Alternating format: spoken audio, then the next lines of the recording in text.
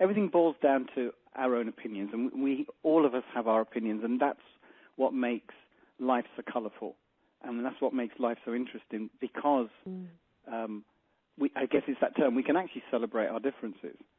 And I have lots of opinions. It doesn't make them fact. However, sometimes, and more so than not, some of my opinions in terms of when they get drawn out into a process seem to work. And ultimately, everything's got to do with, I guess, the proof of the pudding is in the eating.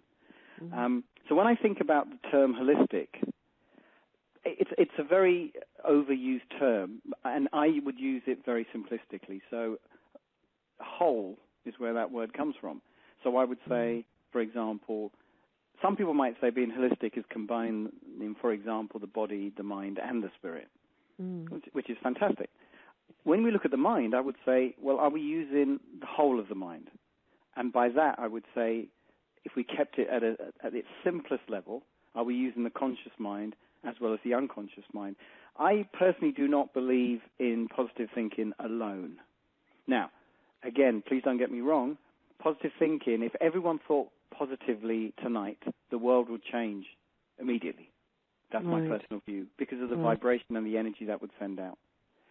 However, in the times we live in, and nothing's really changed over the centuries, we're going to get people who don't have good thoughts, and some people who do have good thoughts, and some people who are in no control of their thoughts whatsoever.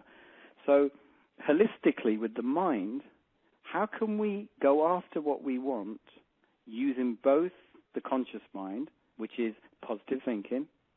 I'd like to have that happen, be it in our health, in our wealth, in our spirituality, in our relationships, whatever it is. So you go consciously, I'd like to have that. Now, that's a cognitive thought. You're aware of it. You just don't know what the 95% thinks of it. So realistic thinking, which is what I'm really interested in, aligns that 95% with the 5%. Now you've got total alignment. And to me, that's holistic thinking. And that's, to me, fairly straightforward to understand, because it's backed up by science as well as psychology. In terms of the body's energy, now, that's a massive subject, absolutely massive subject. So be careful if you get me started on this, Susie, because you might have to brain a little bit. However, I think very simply,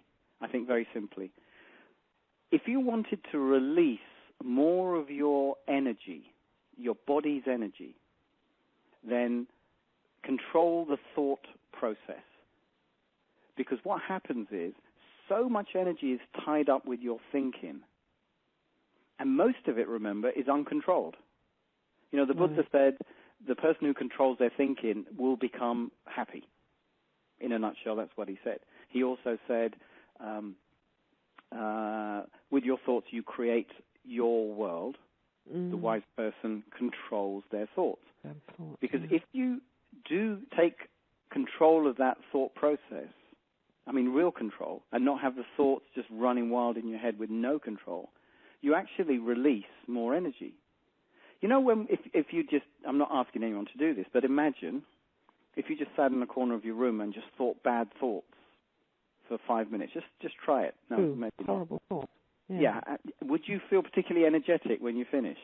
No, I can almost see sort of black smoke coming out of everywhere. It feels horrible. Now, funnily enough, if you sat in a corner of a room and thought of good thoughts as well, you won't feel as depleted. However, you will still not access the full capabilities in terms of the body's energy. So, for example, if someone's meditating, and they've done a lot of studies around this in terms of the meditative mind, etc., which is designed to really not stop you thinking, but to focus you to be totally present, you will be energized like never before. So in terms of that clarity of mind, that releasing of the body's natural energy and its natural force, when you then think of the type of goal you want, you have a better chance of it going on to the deeper part of your mind, onto the 95%, which then aligns up with you consciously, and now you've got realistic thinking, now you have a quantum leap in your thinking, and now you've got a driving force behind all the things you wish to get in your life.